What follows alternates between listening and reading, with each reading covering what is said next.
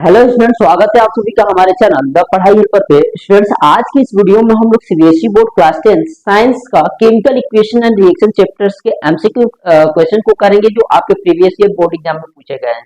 यानी जो भी स्टूडेंट्स जो इस बार सीबीएसई का पेपर देने जा रहे हैं क्लास 10 में, उनके लिए ये वीडियो काफी ज्यादा इंपॉर्टेंट रहने वाली है।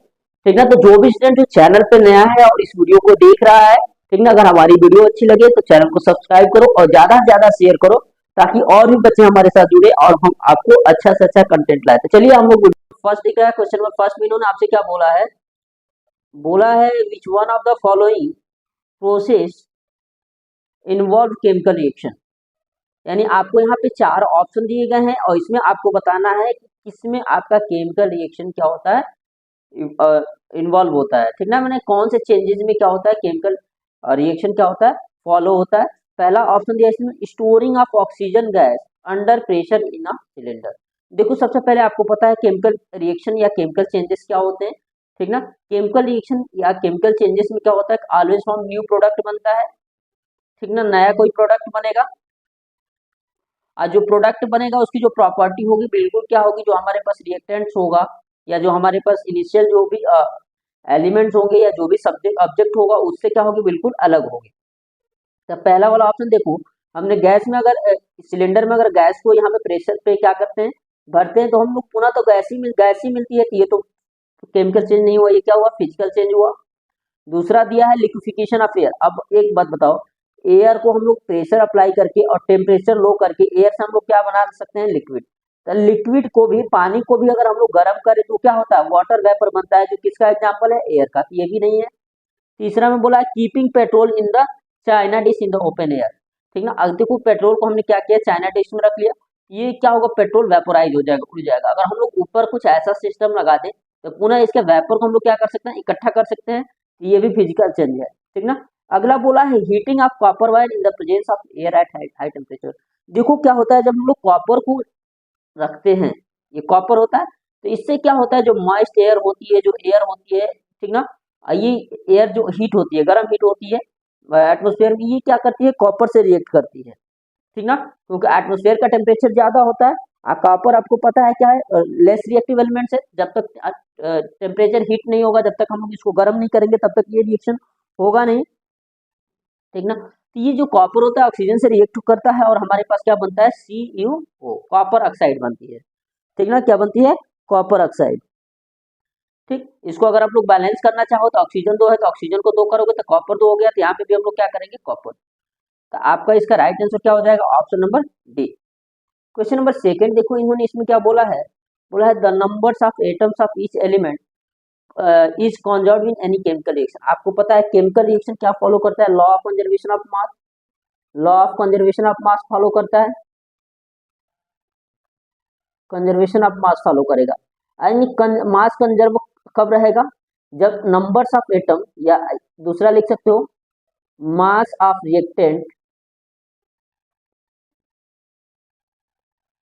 मास ऑफ प्रोडक्ट।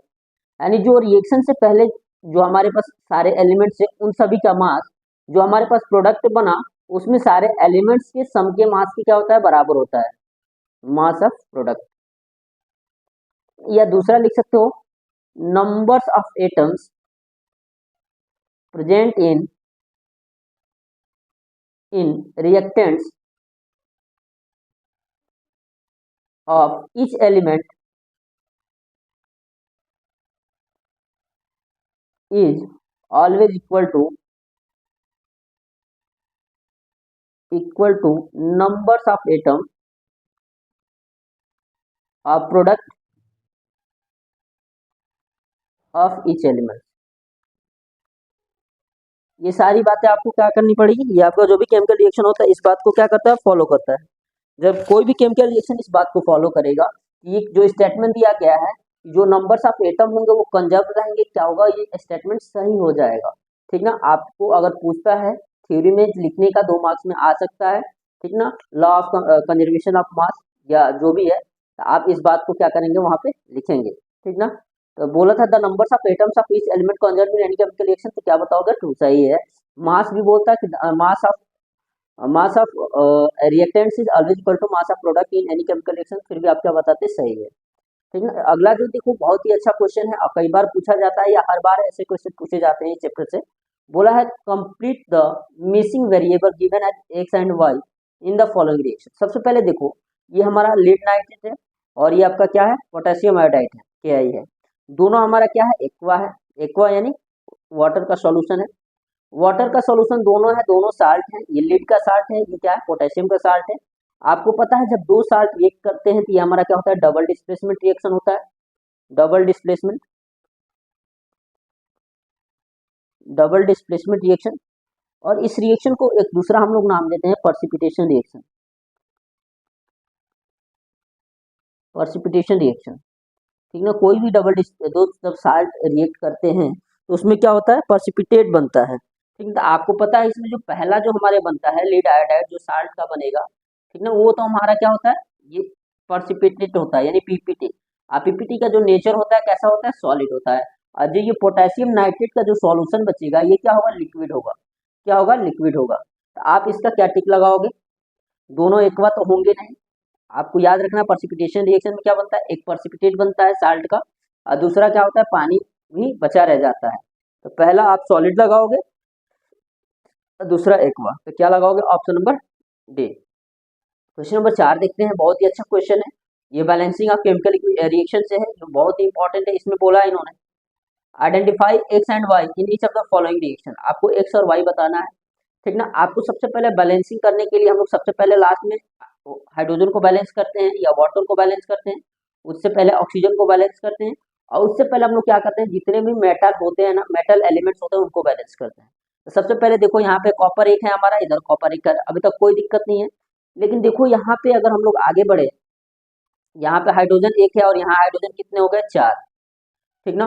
ऑक्सीजन की बात पे आओगे तो ऑक्सीजन यहाँ कितना है 3 है, यहाँ ऑक्सीजन 6 हो गया, ठीक ना। यहाँ पे भरना है, पहले हम लोग क्या करते हैं हाइड्रोजन को बैलेंस कर लेते हैं। हाइड्रोजन यहाँ कितने हैं 4, यहाँ हाइड्रोजन कितने होने चाहिए हमारे पास 4, क्योंकि इधर तो हाइड्रोजन है नहीं। अगर मान लेते हैं यहाँ हाइड्रोजन हमने 4 कर दिया, हाइड्रोजन 4 हो गया। अब देखो नाइट्रोजन कितने हो गए मेरे पास, यहाँ से अगर मल्टीप्लाई करोगे 4 नाइट्रोजन, यहाँ हमारे पास 2 नाइट्रोजन है और कितने नाइट्रोजन चाहिए 2 नाइट्रोजन, तो वाई की जगह पर हम लोग क्या कर देंगे 2। अब देखो नाइट्रोजन हमारे पास बैलेंस, हाइड्रोजन बैलेंस, ऑक्सीजन को देखो ऑक्सीजन 4 3 जा 12, यहाँ मल्टीप्लाई करोगे तो 2 3 जा 6 यहाँ पे और यहाँ पे 2 थे 2 2 जा 4 और 2 यहाँ पे, ये कितने ऑक्सीजन टोटल हो गए 12, हाइड्रोजन हो गया 4, ठीक ना। तो हमने क्या फिल किया x इक्वल टू 4 और हमने क्या फिल किया y इक्वल टू 2 और हमने क्या फिल किया बताओ, बस यही x और y फिल करना था। तो 4 कामा 2 क्या हो जाएगा ऑप्शन नंबर ए। ठीक, क्वेश्चन नंबर 5 देखो, बहुत ही अच्छा क्वेश्चन है, हरदम पूछा जाता है ऐसे सवाल। बोला the following reaction is the example of, इसने क्या किया क्विक लाइन लिया, क्विक लाइन इसको कहते हैं CaO, ठीक ना, क्या कहते हैं इसको हम लोग क्विक लाइन कहते हैं। और इससे हमने क्या किया वाटर को ऐड किया। आपको पता है CaO में जब आप H2O ऐड करोगे तो यहाँ से आपका बनता है CaOH का होल ट्वाइस, जिसे इसको आप लोग क्या कहते हो सैल्केट लाइम यानी चूने का पानी। अब देखो जब भी हम ये जो हमारा कैल्शियम ऑक्साइड का साल्ट है इसमें जब पानी ऐड करोगे ये क्या होगा हीट होगा, हीट होगा मतलब ये क्या करेगा इससे गैसेस निकलेंगे, ठीक ना। सबसे पहले देखो जब ये हीट होगा तो हीट का संबंध किससे होता है, हीट का संबंध ऐसे रिएक्शन जिसमें हीट रिलीज होती है उसको हम लोग क्या कहते हैं एक्सोथर्मिक रिएक्शन, क्या कहते हैं एक्सोथर्मिक। एक तो एक्सोथर्मिक होगा, दूसरा बात देखो दो डिफरेंट क्या होते हैं हमारे रिएक्टेंट्स कंबाइन होकर हमारा क्या बन रहा है एक प्रोडक्ट बन रहा है, एक प्रोडक्ट बन रहा है। ये हमारा कैसा रिएक्शन होगा कॉम्बिनेशन रिएक्शन, कैसा हो गया कॉम्बिनेशन रिएक्शन। अब बताओ इसमें कौन सा डिस्प्लेसमेंट रिएक्शन तो है नहीं क्योंकि दो कंबाइन हो रही है। एक्सोथर्मिक रिएक्शन है हीट निकल रही है, दूसरा बोला कॉम्बिनेशन रिएक्शन भी है, दो चीजें कंबाइन हो रही है ये है। और डिकम्पोजिशन रिएक्शन टूट बट नहीं रहा है ना, डिकम्पोजिशन रिएक्शन में क्या होता है एक सिंगल रिएक्टेंट दो या दो से अधिक प्रोडक्ट में क्या होता है टूटता है या बढ़ता है, that is called decomposition reaction. यहाँ पे तो डिकम्पोजिशन नहीं हो रहा है, तो यहाँ पे हमारा क्या है ऑप्शन नंबर दूसरा और ऑप्शन नंबर चौथा दोनों सही है। तो ऑप्शन नंबर क्या हो जाएगा सी राइट आंसर हो जाएगा क्वेश्चन नंबर 5 का। क्वेश्चन नंबर 6 देखो, इसमें बोला है ferrous sulphate crystal loss water में। देखो जो फेरस क्रिस्टल होता है इसमें कई बार पूछता है कि how many molecules of water is present, तो आपका ये दोनों क्वेश्चन यहीं से हो जाएगा। जो फेरस क्रिस्टल होता है तो इसका जो फॉर्मूला हमारे पास इसमें कितने वाटर के क्रिस्टल होते हैं 7H2O, ठीक ना, 7 वाटर क्रिस्टल होते हैं, ठीक ना, नहीं 7 मॉलिक्यूल्स किसके होते हैं, वाटर के होते हैं। जब आप इसको हिट करोगे तो ये सारे जितने भी ये आपके हैं 7 मॉलिक्यूल्स वो क्या होते हैं, बाहर निकल जाते हैं। और ये जो तुम्हारा फेरस सल्फेट बनता है इसको हम कहते हैं एनहाइड्रेट, यानी कोई भी पानी नहीं है इसमें, ठीक ना। तो हमसे कोई पूछेगा तो हम लोग क्या बताएंगे, कितने वाटर मॉलिक्यूल्स रिलीज होते हैं, ये पूछा गया सवाल है, पिछली बार पूछा गया था, ठीक ना। तो बहुत इंपॉर्टेंट है, कितने वाटर मॉलिक्यूल्स रिलीज होते हैं, 7, ठीक ना। आगे हम लोग बढ़ते हैं क्वेश्चन नंबर 7 की तरफ। हीटिंग ऑफ लाइमस्टोन, आपको पता है लाइमस्टोन, ठीक ना। इसका लाइमस्टोन का फॉर्मूला हमारे पास क्या होता है, कैल्शियम कार्बोनेट, इसको कहते हैं CaCO3। जब हम लोग इसको हिट करते हैं, यानी जब हम लोग इसको क्या करते हैं, गर्म करते हैं, ये हमारा ब्रेकडाउन होता है, किसमें ब्रेकडाउन होता है, CaO, इसको हम लोग क्या कहते हैं, क्विक लाइम, क्या कहते हैं, क्विक लाइम, ठीक ना। ये कैल्शियम कार्बोनेट है, इसको जब हीट करोगे तो ये हमारा बनता है कैल्शियम ऑक्साइड या क्विक लाइम। अब प्लस इसके साथ साथ हमारा क्या मिलता है हमको, कार्बन डाइऑक्साइड गैस मिलती है, क्या मिलती है, कार्बन डाइऑक्साइड गैस मिलती है। तो इस बात को भी आपको क्या करना है, एकदम याद रखना है, ठीक ना। ये जो कैल्शियम कार्बोनेट है इसको हम लोग लाइमस्टोन कहते हैं, ठीक ना, लाइमस्टोन कहते हैं, इस बात को हरदम याद रखना है, यानी चूने का पत्थर हो जाएगा, बताओ, CaO सूखा चूना कहते हैं, क्विक लाइम। आगे बढ़ते हैं क्वेश्चन नंबर 8 की तरफ, बहुत ही अच्छा क्वेश्चन है। बोला है carbon dioxide gas burns with pop sound when the burning of candle is brought near. आपको पता है कार्बन डाइऑक्साइड को हम लोग यूज करते हैं एज एक्सटिंग्विशर। अब एक बात बताओ, जब हम लोग इसको एक्सटिंग्विश करने के लिए, आग बुझाने के लिए यूज करते हैं, ये तो गैस कभी भी क्या करेगी, किसी भी चीज को जलाएगी नहीं ना, ये तो उसको क्या करेगी, बुझाने में हेल्प करेगी। ये आपका क्या है, गलत है। कौन सी गैस पॉप साउंड के साथ जलती है, हाइड्रोजन। जब वाटर का इलेक्ट्रोलाइसिस किया जाता है, ठीक ना, तो इससे हमारी गैसेस निकलती है ना, H2, ठीक ना। तो ये जो हाइड्रोजन गैस होती है ये हमारी क्या होती है, पॉप साउंड के साथ क्या होती है, जलती है, ठीक ना। तो ये हमारी चीजें क्या है, यहाँ पे गलत है।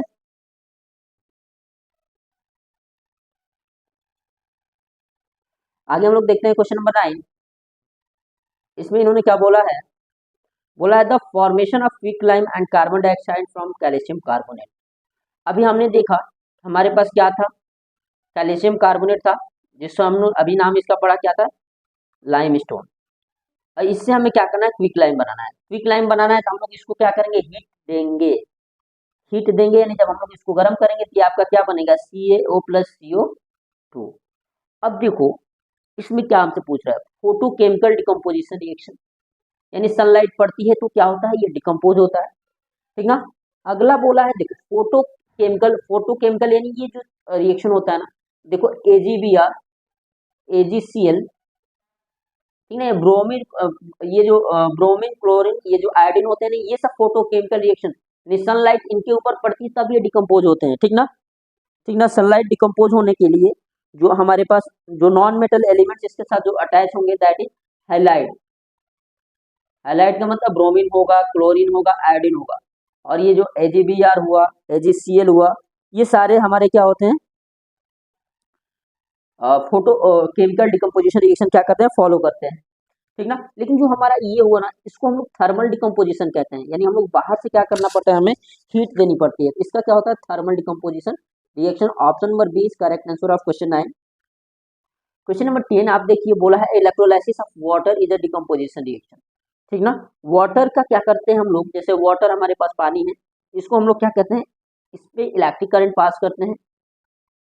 जब इलेक्ट्रिक करंट हम इसमें पास करेंगे, ये आपका क्या होता है, हाइड्रोजन और ऑक्सीजन में क्या होता है, ब्रेकडाउन होता है, यानी इसके मॉलिक्यूल्स क्या होते हैं ना, ब्रेक होते हैं, टूटते हैं। तो आपसे क्या बोला है, the mole of ratio of hydrogen and oxygen gas liberated during the electrolysis of water is. बोलता है कितना जो मोल, जो ऑक्सीजन और हाइड्रोजन जो रिलीज होगा, वो कितने मोल क्या होंगे, रिलीज होंगे, ठीक ना। उनका रेशियो आपको बताना है। सबसे पहले देखो ये हमारा यही रिएक्शन होगा, ऑक्सीजन को बैलेंस करेंगे सबसे पहले, तो ऑक्सीजन यहाँ 1 है तो यहाँ ऑक्सीजन कितने, 2 है। तो अगर यहाँ ऑक्सीजन 2 करना है तो यहाँ 2 से मल्टीप्लाई करोगे, कर दिए।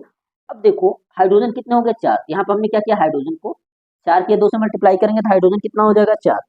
अब एक बात बताओ, यहाँ पे अगर आप देखोगे तो ये हाइड्रोजन के कितने मॉलिक्यूल्स हैं? 2 मॉलिक्यूल्स है। ऑक्सीजन के कितने मॉलिक्यूल्स हैं? 1 मॉलिक्यूल्स है। तो इनका रेशियो, हाइड्रोजन ऑक्सीजन का रेशियो कितना हो रहा है? 2:1। कितना हो रहा है? 2:1। तो इसका राइट आंसर क्या हो जाएगा? Option number B. बहुत इंपॉर्टेंट क्वेश्चन है, ठीक ना। आपको इलेक्ट्रोलाइसिस ऑफ वाटर पूछ सकता है, इसके अलावा आपसे ये भी पूछ सकता है डिकम्पोजिशन रिएक्शन के कितने टाइप होते हैं। तो यहाँ पे आप देखिए, फोटोलाइटिक देखिए, थर्मल, ये आपका थर्मल डिकम्पोजिशन देखिए या थर्मोलाइटिक भी इसको बोलते हैं, थर्मल डिकम्पोजिशन देखिए। और यहाँ पे आपने क्या देखा अभी? Electrolysis decomposition, electrolytic decomposition. यहाँ पे आपका जो सबसे इंपॉर्टेंट क्वेश्चन बनता है, फोटोलाइटिक डिकम्पोजिशन भी बनता है, ठीक ना। और ये इलेक्ट्रोलाइटिक डिकम्पोजिशन ये वाटर के हिसाब से पूछी जाती है, एमसीक्यू में पूछा जाता है, 2 नंबर के केस में भी पूछा जाता है। और वहां पे आपसे बोला जाता है कि बैलेंस केमिकल रिएक्शन को भी क्या करना है? लिखना है, ठीक ना। तो ये बहुत इंपॉर्टेंट है, ठीक ना।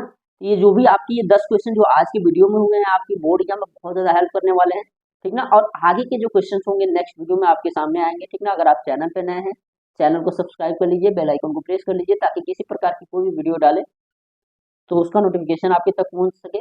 और आज की वीडियो कैसी लगी, आप वीडियो कमेंट